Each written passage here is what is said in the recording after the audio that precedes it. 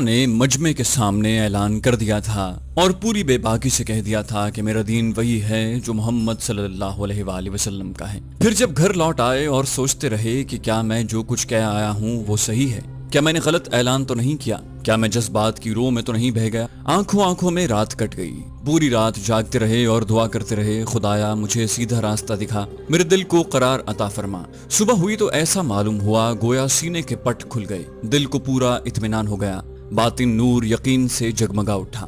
بھاگے ہوئے بھتیجے کے پاس آئے، اپنے اسلام لانے کی خوشخبری سنائی، مرتے دم تک دین کے لیے جان لڑانے کا عہد کیا۔ جناب حمزہ رضی اللہ عنہ کے اسلام لانے سے ایوان کفر میں زلزلہ گیا، باطل ایک بہت بڑے بہادر اور جانباز سپاہی سے محروم ہو گیا۔ حمزہ رضی اللہ عنہ کے ایمان لانے سے آپ علیہ السلام کو کتنی خوشی ہوئی، اس کا اندازہ کون کر سکتا ہے۔ لوگوں نے دیکھا اس وقت چہرہ مبارک گلاب کی طرح کھلا ہوا تھا، چاند کی طرح چمک رہا تھا۔ بے اختیار آپ صلی اللہ علیہ وآلہ وسلم کی زبان سے نکلا، خدایا حمزہ کو ثابت قدم رکھ، کیونکہ حمزہ رضی اللہ عنہ قریش کے نامی گرامی پہلوان تھے، ان کی بہادری کا ہر طرف چرچا تھا، ہر چھوٹا بڑا ان سے دبتا تھا۔ ان کا اسلام لانا اسلام کے دور اقبال کا آغاز تھا۔ اسی وقت آپ صلی اللہ علیہ وآلہ وسلم نے یہ دعا بھی کی، خدایا عمر اور عمر میں جو تجھے پسند ہو اس سے اسلام کی مدد فرما۔ عمر خطاب کے بیٹے تھے اور عمر حشام کا، یہی عمر ہے جو تاریخ میں ابو جہل کے نام سے معروف ہے۔ یہ دونوں قریش کے بہت ہی طاقتور اور با اثر سردار تھے۔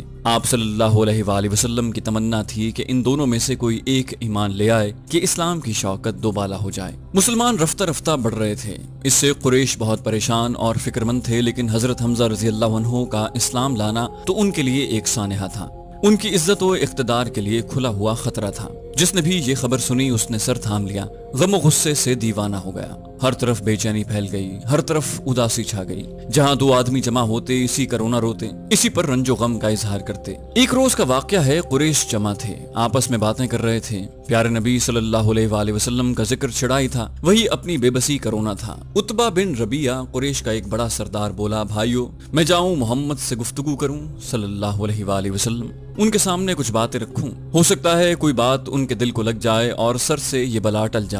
سب ایک ساتھ بول پڑے، جاؤ ابو الولید، ضرور جاؤ، کسی طرح اسے راضی کرو۔ عتبہ اٹھا، پیارے نبی کے پاس آیا اور بولا، بھتیجے تمہیں معلوم ہے تم کتنے اونچے خاندان کے فرزند ہو، ہمارے دل میں تمہارا کیا مقام ہے اس سے بھی تم واقف ہو، مگر تم نے تو بہت بری آواز اٹھائی ہے، دیکھ رہے ہو پوری قوم تتر بتر ہو گئی، سارا نظام درہم برہم ہو گیا۔ اچھا سنو، میں کچھ باتیں رکھتا ہوں، ہو سکتا ہے کوئی بات تمہارے دل کو لگ جائے، تمہیں اپنی غلطی کا احساس ہو جائے۔ پیارے نبی صلی اللہ علیہ وآلہ وسلم نے کہا، ہاں ہاں کہیے ابو الولید، میں خوشی سے سنوں گا۔ عتبہ نے کہا، بھتیجے قوم میں پھوٹ ڈالنے سے فائدہ کیا، دولت چاہتے ہو تو بتاؤ، تمہارے سامنے ہم دولت کے ڈھیر لگا دیں، سرداری کا شوق ہو تو تمہیں اپنا سردار بنا لیں، بادشاہت کی تمنا ہو تو اس کے لیے بھی ہم تیار ہیں، پھر تمہارے بغیر کوئی فیصلہ نہ ہوگا، جو تم کہو گے وہی ہوگا، اور اگر تم پر سایہ ہو گیا ہے اور اس کے مقابلے میں تم بے بس ہو تو بتاؤ، ہم علاج کے لیے اچھے سے اچھا انتظام کریں گے، جب تک اچھے نہیں ہو جاؤ گے پانی کی طرح دولت بہائیں گے۔ اس طرح عتبہ وہی باتیں کرتا رہا جو اس سے پہلے لوگ کر چکے تھے۔ عتبہ اپنی باتیں کہہ چکا تو آپ صلی اللہ علیہ وآلہ وسلم نے فرمایا، ابو الولید میں بھی کچھ سناتا ہوں، ذرا غور سے سنیے گا۔ آپ صلی اللہ علیہ وآلہ وسلم نے سورہ حامیم سجدہ کی تلاوت کی، عتبہ پوری توجہ سے سنتا رہا، کئی جگہ تو اس کا دل دہل گیا۔ آپ صلی اللہ علیہ وآلہ وسلم تلاوت سے فارغ ہوئے تو وہ اٹھا اور سیدھا قریش کی طرف چل پڑا، لیکن اب اس کی رائے پہلے جیسی نہ تھی، اب اس کے دل کی دنیا بدل چکی تھی۔ ساتھیوں نے اسے دور سے ہی دیکھ کر کہا، خدا کی قسم یہ وہ چہرہ نہیں جو یہاں سے گیا تھا۔ عتبہ قریب ہوا تو سب نے ایک ساتھ للکارا، کہو ابو الولید کیا رہا، کوئی اچھی خبر لائے۔ ابو الولید نے کہا، خدا کی قسم میں نے بے شمار شاعروں کے قصیدے سنے، بے شمار کاہنوں کے کلام سنے، لیکن یہ تو چیز ہی اور ہے، اس جیسی چیز تو میرے کانوں نے اب تک نہ سنی۔ بھائیو میری مان لو، جو کچھ وہ کرتا ہے کرنے دو، اس کو عرب پر چھوڑ دو، اگر وہ غالب آ گئے تو تمہارا مقصد حاصل ہے، بھائی کے خون میں ہاتھ رنگنے سے بچ جاؤ گے، اور اگر وہ اس کے سامنے جھک گئے تو اس کی عزت تو تمہاری عزت ہے، اس کی طاقت تمہاری طاقت ہے۔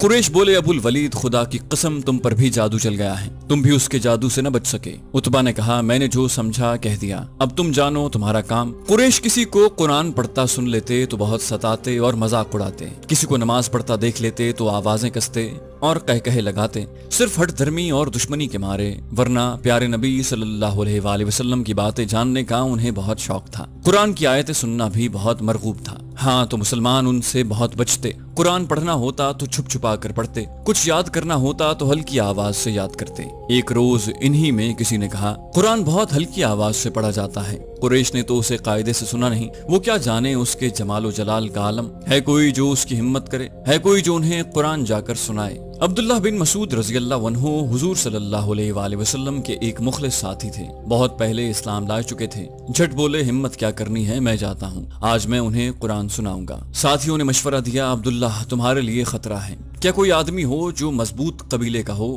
کہ مشرکین اس پر ہاتھ اٹھائیں تو اس کا قبیلہ اس کو بچا سکے؟ عبداللہ رضی اللہ عنہ نے کہا ڈرنے کی کوئی بات نہیں، تم لوگ فکر نہ کرو، اللہ مجھے بچائے گا۔ وہ اٹھے اور خانہ کعبہ کی طرف چل دیے۔ خانہ کعبہ کے پاس قریش جلسہ جمائے بیٹھے تھے۔ مقام ابراہیم کے پاس پہنچ کر ان کی آواز گونجی، بسم اللہ الرحمن الرحیم، الرحمن علم القرآن۔ وہ نہایت اطمینان سے سورہ رحمان پڑھنے لگے۔ لوگ ابن مسعود رضی اللہ عنہ کی طرف متوجہ ہوئے، ہر ایک دوسرے سے پوچھ رہا تھا ابن معبد کیا کہہ رہا ہے؟ کسی نے للکارا ارے یہ تو محمد کا کلام ہے، محمد کا کلام یہاں کون پڑھ رہا ہے، نوچ لو اس کا منہ۔ اب کیا تھا، سارے مشرک ٹوٹ پڑے، بے تحاشا منہ پر تماچے برسانے لگے۔ ابن مسعود رضی اللہ عنہ نے ذرا بھی پرواہ نہ کی، مار پڑتی رہی اور وہ بلند آواز سے قرآن پڑھتے رہے۔ پھر لوٹ کر ساتھیوں میں آئے، چہرہ لہو لہان تھا۔ ساتھیوں نے رنج و افسوس کا اظہار کیا، ابن مسعود ہم کو اسی کا تو ڈر تھا۔ ابن مسعود نے نہایت فاتحانہ انداز میں جواب دیا، خدا کے دشمن آج سے زیادہ مجھے کبھی کمزور نہیں نظر آئے، کہو تو کل پھر اسی طرح سناؤں؟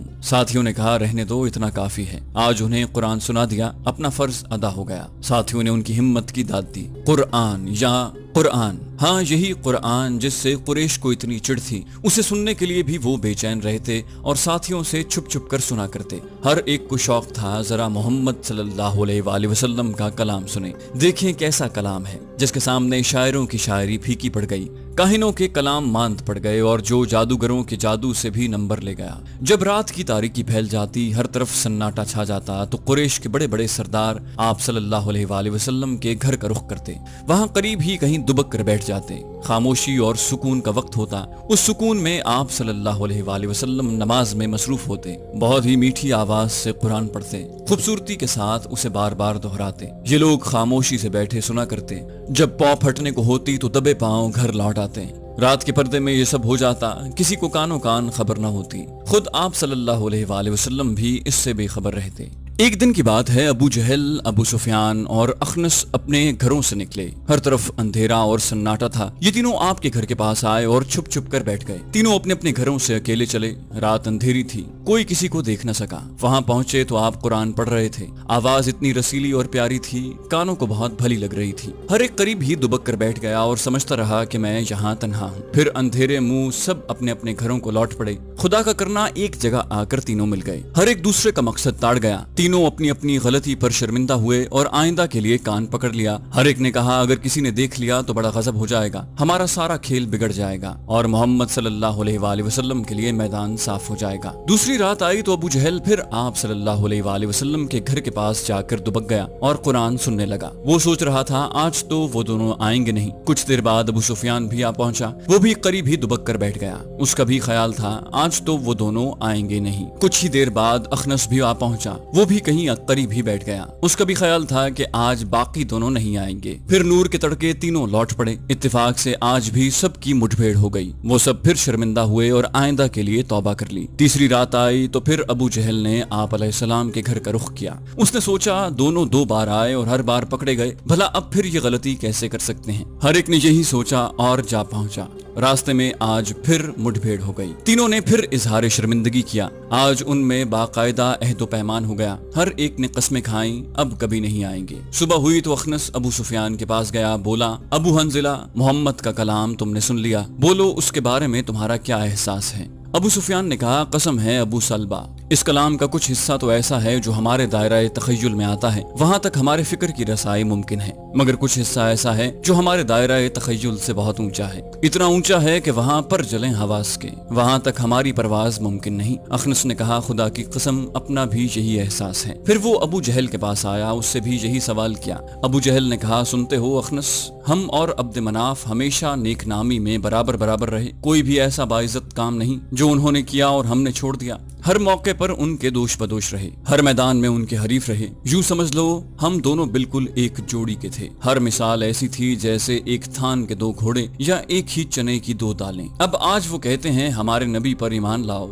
मोहम्मद सल्लल्लाहु अलैहि वसल्लम को अल्लाह ने नबी बनाया है, उनके पास आसमान से वही आती है। अब बताओ इस चीज में हम उन्हें कहां पा सकते हैं? खुदा की कसम हम तो कयामत तक ईमान नहीं लाएंगे, उसकी एक बात नहीं मानेंगे। अल्लाह अल्लाह, ये कीना और ये हसद। वो जानते थे मोहम्मद सल्लल्लाहु अलैहि वसल्लम हक पर हैं। आप सल्लल्लाहु अलैहि वसल्लम की बातें बिल्कुल सच हैं। उन्हें यकीन था आप सचमुच अल्लाह के रसूल हैं। आसमानी बादशाहत की तरफ से आप अलैहिस्सलाम पर वही आती है। लेकिन दुश्मनी में वो अंधे हो गए थे, हसद की आग में जल रहे थे। उधर शैतान उनकी खूब पीठ ठोक रहा था। वो चाहते थे जो कुछ मोहम्मद सल्लल्लाहु अलैहि वसल्लम को मिला है उन्हें भी मिल जाए, जो कुछ मोहम्मद सल्लल्लाहु अलैहि वसल्लम पर आता है उन पर भी आने लगे, और शर्फ नबुव्वत में वो आले मुत्तलिब से पीछे न रहें। वलीद बिन मुगीरा तो पूरी ढिठाई से कहता, क्या मेरे होते मोहम्मद सल्लल्लाहु अलैहि वसल्लम पर वही आ सकती है? कुरैश का सरदार तो मैं हूँ, सबकी नजरों में काबिल एहतराम तो मैं हूँ। क्या अबू मसूद सकीफ का सरदार भी इस लायक न था कि वो नबी बनाया जाता? कितनी अजीब बात है। ये लोग नबुव्वत को खुद ही तकसीम करना चाहते हैं, हालांकि रोजी तो अल्लाह ने अपने हाथ में रखी है। कुरैश का एक शैतान नज़र बिन हारिस था। उसने कसम खाई हमेशा आप सल्लल्लाहु अलैहि वसल्लम के मुकाबले में डटा रहेगा, लोगों को आप सल्लल्लाहु अलैहि वसल्लम के खिलाफ उकसाता रहेगा और जरा भी रवादारी को राह न देगा। यमन का एक मशहूर शहर है हीरा। नदर वहाँ जा चुका था। वहाँ उसने शाहान फारिस के किस्से पढ़े, आबिदों की इबादतों के अहवाल सुने थे, उलमा और हुक्मा की सोहबतें उठाई थी। ये साए की तरह आप सल्लल्लाहु अलैहि वसल्लम के पीछे लगा रहता। जहाँ कहीं देखता आप सल्लल्लाहु अलैहि वसल्लम लोगों को इस्लाम की दावत दे रहे हैं, कुफ्र के बुरे अंजाम से डरा रहे हैं, इबरत के लिए पिछली कौमों के वाकयात सुना रहे हैं और इस तरह उनके दिलों को नरम करना चाहते हैं। झट ये भी वहाँ पहुँच जाता। आप वहाँ से चले जाते तो लोगों से कहता, भाइयों मैं तो इससे भी अच्छी बातें बता सकता हूँ, लो सुनो मैं सुनाता हूँ। वो उन्हें ईरान के वाकयात सुनाता, वहाँ के बादशाहों के किस्से सुनाता, वहाँ के मज़ाहिब और अदयान के तस्करे करता और न जाने कैसी कैसी दिलचस्प और ख्याली दास्तानें सुनाता। फिर कहता, मोहम्मद सल्लल्लाहु अलैहि वसल्लम का कलाम मेरे कलाम से अच्छा कैसे हो सकता है? क्या मेरी ही तरह वो भी पिछलों की दास्तानें नहीं सुनाता? इस तरह लोग उलझन में पड़ जाते, कौन हक पर है कौन बातिल पर, कौन हमारा खैरखा है कौन बदखा, ये फैसला करना दुश्वार हो जाता। नदर की सरकशी पूरे जोर पर थी। उसी जमाने में साथियों ने कहा, अबू मुईत के बेटे अकबा को साथ ले लो, मदीने जाकर यहूदी आलिमों से मिलो, उनसे मोहम्मद सल्लल्लाहु अलैहि वसल्लम की सारी बातें करो और पूछो इस सिलसिले में उनका क्या ख्याल है। वो लोग अहले किताब हैं, नबियों का इल्म उनके पास है, वो ज्यादा बेहतर बता सकते हैं। नदर और उकबा यहूदी आलिमों के पास गए, अपने आने की गरज बताई। सारी बातें सुनकर यहूदियों ने कहा, पिछले जमाने में कुछ जवान थे, उनकी दास्तान बड़ी अजीबो गरीब है, जरा मोहम्मद से पूछो, देखो उनके बारे में कुछ बताते हैं। एक और आदमी गुजरा है, उसने जमीन का चप्पा चप्पा छान मारा। मोहम्मद सल्लल्लाहु अलैहि वसल्लम से पूछो, उसके मुताल्लिक भी कुछ जानते हैं। ये भी पूछो वो कुरान कहाँ से लाते हैं। अगर ये तीनों बातें बता दी तो समझ लो वो सच्चे नबी हैं, वरना वो झूठे हैं। फिर जो जी में आए करो। वो दोनों लौट कर मक्के आए। कुरैश को इंतजार था ही, उन्हें देखते ही हर एक सरापा सवाल बन गया। कहो भाइयों क्या रहा? यहूदियों से जो बातचीत हुई थी सब उन्होंने दोहरा दी। कुछ लोग मोहम्मद सल्लल्लाहु अलैहि वसल्लम के पास आए, आपसे ये सवालात किए, आप वही का इंतजार करने लगे। अल्लाह ने आप सल्लल्लाहु अलैहि वसल्लम को बजरिया वही सारी बातें बता दी। जवानों का किस्सा भी बताया जो सूरह कहफ में तफसील से मौजूद है, जिसने मशरिक को मगरिब को ताराज किया और जमीन का चप्पा चप्पा छान मारा। उसके मुताल्लिक भी बताया कि वो जुल्कुरनैन थे, उनके साथ ये वाकया पेश आया। उनका जिक्र भी सूरह कहफ में मौजूद है। तीसरे सवाल के बारे में फरमाया, उन्हें बता दो ये वही मेरे रब के हुक्म से आती है, मगर तुम लोग इंसानी कलाम और आसमानी कलाम में तमीज ही नहीं कर पाते और शुबा करते हो कि ये इंसानी कलाम है, ये कि कोई इंसान इसे घड़ता है। वजह यह है कि तुम इल्म से महरूम और बसीरत से कोसों दूर हो। सूरह इसरा में इरशाद है, और ये लोग आपसे वही के मुताल्लिक पूछते हैं, कहो ये रूह मेरे रब के हुक्म से आती है, मगर तुम लोगों ने इल्म से कम ही बहरा पाया है। प्यारे नबी सल्लल्लाहु अलैहि वसल्लम तेज तेज कदमों से मुशरिकों के पास आए, उनके उनके सवालात के जवाब बताए कि शायद वो ईमान ले आए। आप सल्लल्लाहु अलैहि वसल्लम को नबी मान लें, लेकिन जहाँ तो दिल स्याह हो चुके थे वो जरा भी नरम न पड़े। नरम पड़ना तो दरकनार और हट धर्मी पर उतर आए। नदर बोला, भाइयों रुको, मोहम्मद सल्लल्लाहु अलैहि वसल्लम जैसी बातें अभी मैं तुम्हें सुनाता हूँ। एक दूसरे ने कहा, इस कुरान को सुनो ही नहीं, ये तो सरासर बकवास है, नऊजुबिल्लाह। जितना हो सके इसका मजाक उड़ाओ, हो सकता है इसी तरह मोहम्मद काबू आ जाएं। अबू जहल बोला, क्या मोहम्मद की बातों से तुम डरते हो? वो कहते हैं कि आग में जलाए जाओगे और अल्लाह के 19 दारोगा हैं जो जहन्नम पर मामूर हैं, वो निकल भागने नहीं देंगे। तो क्या ये भी कोई डरने की बात है? क्या हम में से 100 भी एक के लिए काफी नहीं होंगे? उफ, खुदा की पनाह, ये ठिठाई और ये सरकशी। हालांकि खुद उनका ख्याल था एक ही फरिश्ता सारी दुनिया को तहोबाला कर सकता है। सूरह मुदस्सिर में इरशाद है, जहन्नम के दारोगा नहीं बनाए मगर फरिश्ते, और नहीं बनाई उनकी तादाद मगर आजमाइश उन लोगों के लिए जिन्होंने कुफ्र किया। अल्लाह के लिए घर बार छोड़कर दूसरी जगह बस जाने का नाम हिजरत है। जब अरब की सरजमीन मुसलमानों के लिए तंग हो गई, वहाँ रहना उनके लिए दूभर हो गया, तो प्यारे नबी सल्लल्लाहु अलैहि वसल्लम ने मुखलिस साथियों से फरमाया, खुदा की जमीन बहुत वसी है, अपने लिए कोई और जगह तलाश करो, हो सकता है जालिमों से नजात मिल जाए और तुम आराम से बसर कर सको। साथियों ने अर्ज किया, अल्लाह के रसूल आप ही बताएं हम कहाँ जाएं? आप सल्लल्लाहु अलैहि वसल्लम ने फरमाया, हबशा चले जाओ, वहाँ का बादशाह इंसाफ पसंद है, किसी पर जुल्म नहीं करता, लोग वहाँ सुख चैन से रहते हैं। हबशा अफ्रीका का एक मशहूर मुल्क है। पहले उसका नाम हबशा था, अब उसे इथोपिया कहते हैं। ये अरब से बहुत करीब है। दोनों के दरमियान बस एक समंदर हाइल है। उस समंदर का नाम बहरे अहमर है। वहाँ के बादशाह को नज्जाशी कहते थे। उस वक्त जो नज्जाशी था वो ईसाई मजहब का पैरो था। नाम उसका असहमा था। रजब का महीना था, नबुव्वत का 5वां साल। इशारा पाते ही बहुत से मुसलमानों ने हबशा का रुख किया। 2-2, 4-4 करके उन्होंने अरब को खैरबाद कह दिया। हबशा पहुंचे तो असहमा नज्जाशी ने हाथों हाथ लिया, अपने जहां बड़ी इज्जत से बसाया, हर तरह का आराम बहम पहुंचाया। कुरैश को खबर हुई तो बहुत जिजबिज हुए, जैसे तन बदन में आग लग गई। ऐसा क्यों था? मुसलमानों ने उनका क्या बिगाड़ा था? बेचारों ने अपना घर बार ही तो छोड़ा था। उनके जाने से कुरैश को सुकून भी तो मिल गया था। बात ये थी कि कुरैश डरते थे। वो सोचते थे कहीं बाहर से उन्हें मदद मिल गई तो क्या बनेगा, तब तो हम बेबस हो जाएंगे और उनके लिए मैदान बिल्कुल साफ हो जाएगा। फिर तो उनकी आवाज हर तरफ गूंज उठेगी, जिधर देखो इस्लाम का ही बोलबाला होगा और बुतों के लिए कयामत आ जाएगी। फौरन उन्होंने शाह हबशा के पास 2 सफीर भेजे। एक अबू रबिया का बेटा अब्दुल्लाह था, दूसरा आस का बेटा अम्र। ये लोग गए ताकि बादशाह के कान भरें और मुसलमानों को पकड़कर फिर अपने यहाँ लाएं। बादशाह को लुभाने के लिए कीमती तोहफे भी ले गए। हबशा पहुंचे तो पहले दरबारी पादरियों से मिले।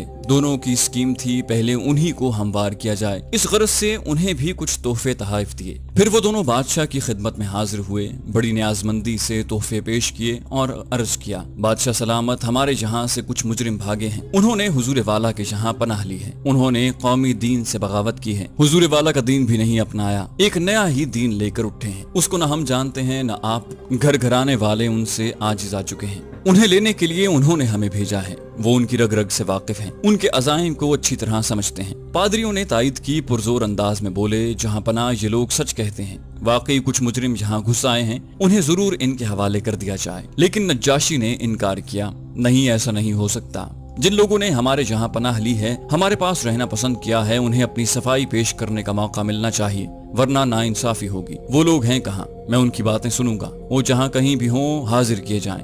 यही चीज थी जिससे सफीर सबसे ज्यादा घबरा रहे थे। मुसलमान हाजिर किए गए। बादशाह ने सवाल किया, सुना है तुम लोगों ने अपना कौमी दीन छोड़ दिया है, मेरा दीन भी नहीं अपनाया और जो दूसरे दीन हैं उन सब से भी बेजार हो, तो क्या कोई नया दीन लेकर उठे हो? आखिर वो कैसा दीन है? मामले की वजाहत करो। अबू तालिब के बेटे हजरत जाफर रजी अल्लाह अन्हु मौजूद थे। उन्होंने अपनी और सबकी तर्जुमानी की। ऐ बादशाह, हम लोग जाहिल थे, बुत पूजते थे, मुर्दार खाते थे, बदकारी करते थे, पड़ोसियों को सताते, आपस में झगड़ते, ताकतवर कमजोरों को चूसते। अल्लाह ने हम पर रहम किया, उसने हम में एक रसूल भेजा, उस रसूल पर एक किताब भी नाजिल की। हम उस रसूल के खानदान को अच्छी तरह जानते हैं, उसकी सच्चाई और पाकबाजी से वाकिफ थे। उसने हमें सच्चे दीन की दावत दी। उसने कहा हम सिर्फ अल्लाह की इबादत करें, बेजान मूर्तियों को पूजना छोड़ दें, सच बोलें, ईमानदार बनें, सिला रहमी करें, पड़ोसियों को आराम पहुंचाएं, जुल्म से बाज आएं, बदकारी छोड़ दें اور یتیموں کا مال نہ کھائیں، شریف عورتوں پر تہمت نہ لگائیں، نماز پڑھیں، خیرات دیں۔ ہم نے اس رسول کو سچا جانا،